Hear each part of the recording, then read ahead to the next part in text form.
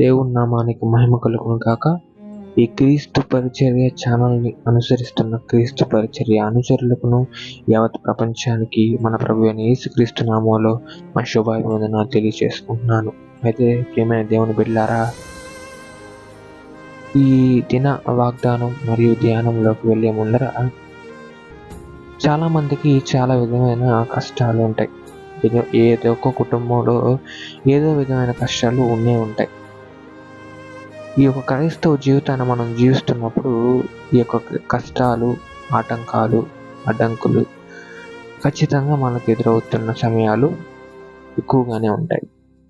అయితే వీటన్నిటిని మనం దాటుకోవాలంటే మనకు ప్రభు యొక్క సహాయము తోడు కావాలి.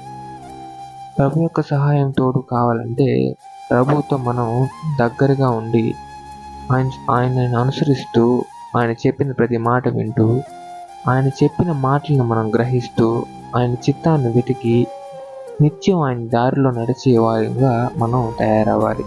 మనము నిత్యము దేవుని వాక్యాన్ని ధ్యానించినట్లయితే మన నడతలను ఎలా సరి చేసుకోగలమో తెలుసుకోగలం.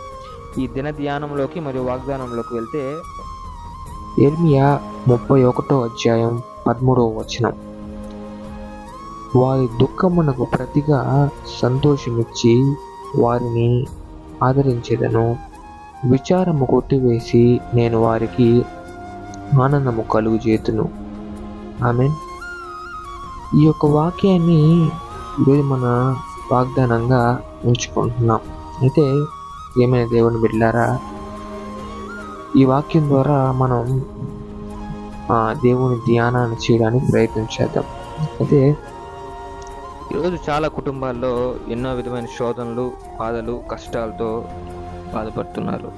వాటిలో మరి ఎక్కువగా బిడ్డల భవిష్యత్తు కొరకు తల్లిదండ్రులు వేదన పడుతుండొచ్చు, తల్లిదండ్రులు విడిపోయి ఉన్నారని బిడ్డలు బాధపడుతుండొచ్చు, వివాహం ఆలస్యమైందని చెప్పి బాధపడుతుండొచ్చు, వివాహం అయ్యి వివాహ జీవితం సక్రమంగా లేదని బాధపడుతుండొచ్చు, వివాహం అయిన చాలా కాలం వరకు సంతానం లేదని చెప్పి బాధపడుతుండొచ్చు, మరియు అప్పుల బాధల్లో ఇరుక్కొని ఎలా బయటికి రావాలో తెలియక సతమతం అవుతూ దేవుని దగ్గర బాధపడుతుండొచ్చు, వ్యాపారము దెబ్బతినిందని వ్యాపారస్తులు బాధపడుతుండొచ్చు, ఉద్యోగం లేని బిడ్డలు ఉద్యోగం ఇంకా రాలేదు అని బాధపడుండొచ్చు, అనారోగ్యంగా ఉన్న బిడ్డలు మాకు ఇంకా ఆరోగ్యం బలపరదా అని బాధపడుండొచ్చు. ప్రతి ఒక్కరూ కష్టాలను అనుభవిస్తూ, బాధలను అనుభవిస్తూ కృంగిపోయి నిందల్లో ఉన్నవారే. అయితే గుర్తుపెట్టుకో, ఈరోజు దేవుడు నిన్ను హెచ్చించి నీ ప్రతి కష్టం నుండి ఆయన నిన్ను విడిపించబోతున్నారు. నీ దుఃఖమును ఆయన చూచి ఉన్న దేవుడు, నీ ప్రతి కష్టమును ఆయన ఎరిగిన దేవుడు. నీకు సహాయం చేయగలిగిన వారు ఎవరన్నా భూమి మీద ఉన్నారు అంటే ఆయన ఒక్కడే. నీకు ఎప్పుడైతే బాధ వస్తుందో, ఎప్పుడైతే కష్టం వస్తుందో, ఎప్పుడైతే నష్టం వస్తుందో, నీవు ఎప్పుడైతే దేవుని వైపు చూచి నీ కన్నులెత్తి దేవా అని మొరపెట్టి ఆయన దగ్గర నీ యొక్క కన్నీటి ప్రార్థన ఉంచుతావో, అప్పుడు నీ జీవితంలోని కష్టాలు తగ్గేదానికి అవకాశాలు ఎక్కువగా ఉంటాయి. ఈరోజు చాలామంది కూడా మా జీవితంలో కష్టాలు యేసేకి తెలుసు కదా, మరి ఆయన ఎందుకు చూస్తూ ఊరుకున్నాడు, మేము ఎలా ఆర్థికంగా ఇబ్బందులు పడుతున్నాం, అనారోగ్యంగా ఇబ్బంది పడుతున్నాం, శారీరకంగా మానసికంగా ఎలా ఇబ్బందులు పడుతున్నాం ఆయనకి తెలుసు కదా, మేము ప్రత్యేకంగా ప్రార్థన చేయక్కర్లేదు, ఆయనతో ఉండక్కర్లేదు, మా దుఃఖాన్ని ఆయన తీరుస్తాడు అని భ్రమపడుతూ ఉంటారు. కానీ అది కాదు దేవుని బిడ్డలారా. దేవుడు మన జీవితంలోకి శ్రమలు ఎందుకు అనుమతిస్తాడు అంటే మనం క్రైస్తవ జీవితంలో ఎన్ని అడ్డంకులు వచ్చినా ఎదుర్కొని బలపడడానికి. అది మీ విశ్వాస జీవితానికి పరీక్ష మాత్రమే. అంతేకాని మీరు బాధపడుతుంటే చూస్తూ ఊరుకొని ఉండే దేవుడు కాదు మన దేవుడు. అది చాలా కుటుంబాలు కూడా గ్రహించాలి. మనం ఎప్పుడైతే ప్రార్థన చేయడం మానుతామో అప్పుడే అపవాది మనలోకి చొరబడతాడు. దేవుని ప్రార్థన చేయకుండా అపవాది ఆపి మనల్ని నిత్యం అడ్డుకుంటూనే ఉంటాడు. అయితే ఈ మధ్యకాలంలో మన ఛానల్లో మమ్మల్ని ఎక్కువగా అడుగుతున్న ప్రార్థన విన్నపం ఏంటంటే, వివాహ జీవితంలో సఖ్యత లేక భార్యాభర్తల మధ్య గొడవలు.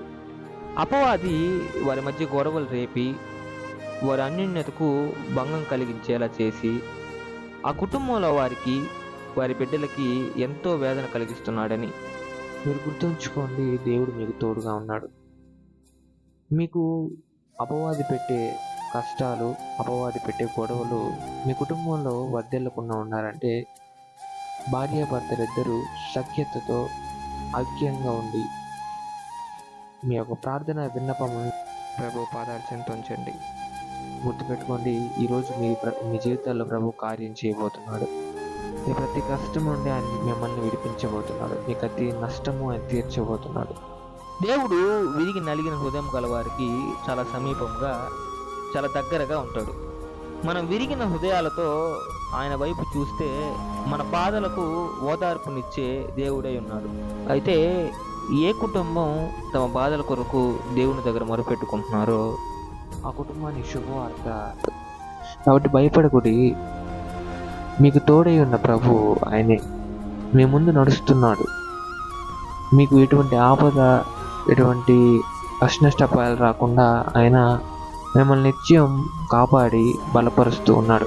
అయితే జ్ఞాపకం చేసుకోవాలి దేవుని బిడ్డలారా, మనం ఈరోజు శ్రమల యందు ఓపిక కలవారై, ప్రార్థన యందు పట్టుదల కలిగి ప్రభువుతో మంచి సహవాసం కలిగి ఉంటే సాతాను మన జీవితంలో పెట్టే ప్రతి శోధన, కష్టనష్టాపాయాలు మన జీవితంలో ఎదుర్కొనేందుకు శక్తి కలిగి ఉంటాం. మన హృదయాంతరంగాలని ఎరిగిన దేవునికి మన హృదయ వేదన తెలీదా? మన కొరకు ప్రాణం పెట్టిన దేవుడు మనం కష్టాలు పడుతుంటే చూస్తూ ఉంటాడా? కాబట్టి దిగులు పడకండి, కలత చెందకండి. దుఃఖించే వారిని ఓదార్చేవాడు సమస్యల నుండి విడుదలనిస్తాడు. కాబట్టి మీరు విశ్వసించి ప్రార్థనలో ముందుకు కొనసాగిపోలాగున పరిశుద్ధాత్మ దేవుడు తన దివ్య సహాయాన్ని మీకు అనుగ్రహించి కాపాడునుగాక. ఆమేన్. ప్రార్థన. ప్రేమగల మహిమగల మా దేవుడా, మా రక్షక, వితరణలకు మేలును కనుక చూపించే దేవుడా, అచ్చిన సింహాసనం దాసిండా నిత్యం దేవుడు పరిశుద్ధురన్న పోబడ మహాదేవ మహాగండ నీకే స్తుతులు స్తోత్రాలు చెల్లించుకుంటున్నాను నా తండ్రి. అత్యున్నతర ఉన్నతర ఉన్నమా అనవడం దేవా, నీకేమైనా స్తుతులు స్తోత్రాలు చెల్లించుకుంటున్నాం నా తండ్రి. అయినా మరి నా దేవా, నీ వాగ్దాన రీతిగా కష్టకాలమందు మీరు నాకు మొరపెట్టుడి, నేను మీకు సహాయం చేసేదను అని చెప్పేవా నా తండ్రి. నాయన అలాగనే నా తండ్రి, బిడ్డలు ఎవరెవరైతే నా తండ్రి ఏ కష్టాల నిమిత్తం నా తండ్రి నీకు మొరపెట్టుచు నా తండ్రి కన్నీటి ప్రార్థన చేస్తున్నారో అటువంటి ప్రతి బిడ్డని నా తండ్రి కాపాడి బలపరిచి నీ తోడును అనుగ్రహించమని, నీ సహాయాన్ని ఆ బిడ్డలకు అనుగ్రహించమని, ఆ కుటుంబానికి అనుగ్రహించమని వేడుకుంటాను నా తండ్రి. నా ముఖ్యంగా భార్యాభర్తల మధ్య సఖ్యత లేకుండా ఎవరెవరైతే ఇబ్బంది పడుతున్నారో నా తండ్రి, ఇటువంటి ప్రతి భార్యాభర్తలకి నీ యొక్క సహాయాన్ని తోడును అనుగ్రహించి వాళ్ళు నా తండ్రి వివాహ జీవితంలో ముందుకెళ్ళలాగిన నీ యొక్క తోడును అనుగ్రహించమని వేడుకుంటాను నా తండ్రి.